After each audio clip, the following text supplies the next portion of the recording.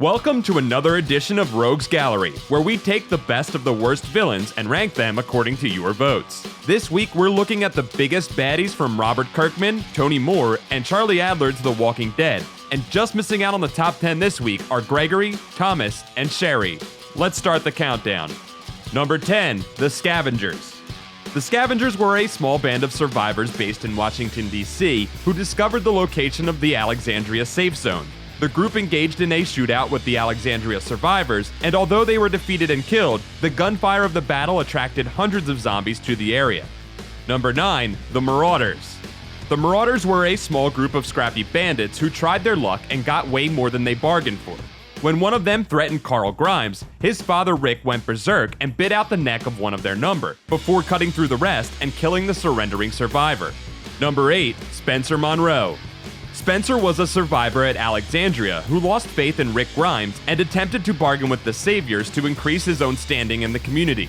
When he attempted to go around Rick and conspire to remove him from power, he was killed by Negan for the lack of courage displayed in his attempted coup. Number 7, Ben. Ben and his brother Billy lost their parents early in the outbreak, and a lack of understanding of how zombies work led Ben to kill his brother, assuming he would just come back. While the group debated what to do with him, Carl Grimes snuck in and killed Ben overnight. Number 6, The Hunters. The Hunters were a group of survivors who had taken to hunting, capturing, and killing humans to cook and eat their flesh because of the scarcity of food following the outbreak. After they mutilated Dale and ate his leg, the survivors responded with a tactical strike on the Hunters' compound, ruthlessly and efficiently killing them all. Number 5, Alpha. Alpha is the leader of a group known as the Whisperers, who travel among the zombies by wearing severed zombie faces as hoods.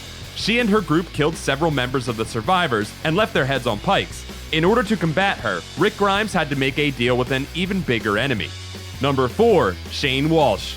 Shane was Rick's best friend before the outbreak and helped to get the Grimes family to safety, falling in love with Lori Grimes in the process. When Rick returned to the group, Shane's jealousy eventually bubbled over and he attempted to kill Rick, but was himself killed by Carl. Number 3, Zombies. More commonly referred to as walkers, roamers, lurkers, or biters, no one quite knows what caused the zombie outbreak to begin with. If you were bitten by a zombie, you will eventually also become one, but that isn't the only way a turn can occur.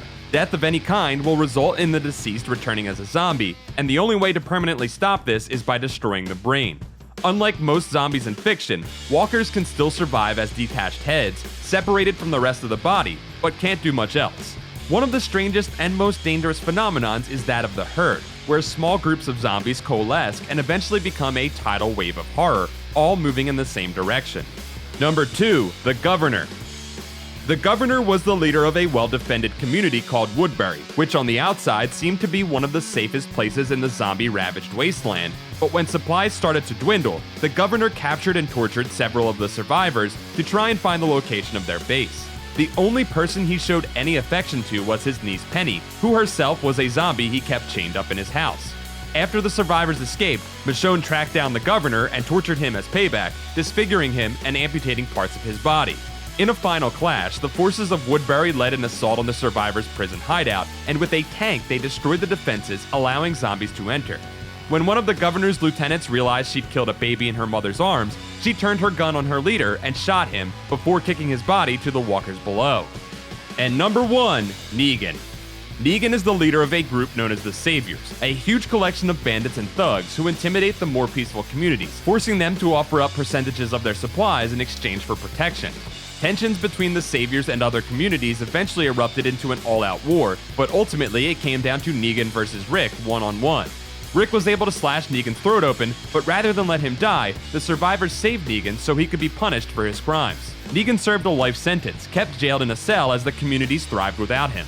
However, he was freed by a disgruntled survivor, and together they escaped to join the Whisperers, but Negan killed Alpha and returned to Rick with her head as a sign that he can now be trusted.